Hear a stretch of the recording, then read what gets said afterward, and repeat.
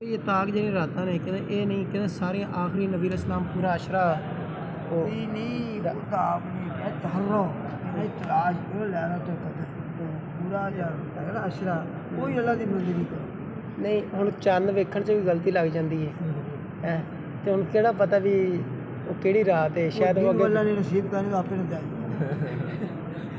نہیں رکو قلبہ یکسر دمو وہ دل نرم ہو جاتا ہے آنسو بار بار آتے ہیں ایک بندہ نبی علیہ السلام دی یہ حدیث ہے نا کہ آخری 9 رہ جان تے پھر تلاش کرو 7 رہ جان تے پھر تلاش کرو میں کہنا بھی سارا عشرہ ہی تلاش کرو ہاں گل صحیح سارا عشرہ ہی تلاش کرو چھڈو سارا کئی باری ہو کہ 29 بھی ہوندی ہے ساری بلا ہاں مطلب کیویں تلاش کرو بھائیوں نے بھی ہر روز لفظ پڑھے کہ نہیں پڑھ جا کے میرا مشکاس جستجو کرو لبو لبو لبو بالکل ہمارا پنجابی مطلب جائے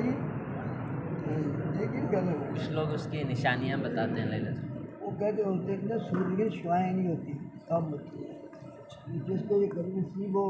اس کے آنسو خود بخود ہی آ جاتی ہیں اور دل اس کا نرم ہو جاتا ہے وہ بہت اللہ کا مقرر بندہ ہو اس کے مشکل کو نظر آ جاتا ہے فرشتہ بھی آ جاتا ہے کیونکہ حدیث پاک میں آتا ہے جو سرات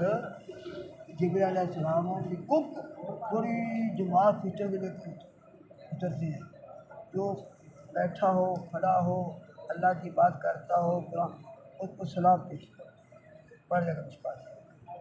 آپ کو کچھ نظر آیا ہر بات کریں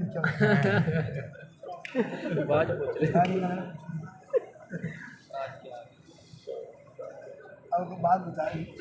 شیخ صاحب کوئی حافظہ تیز ہوئے قرآن دی حفظ کرنا ہوئے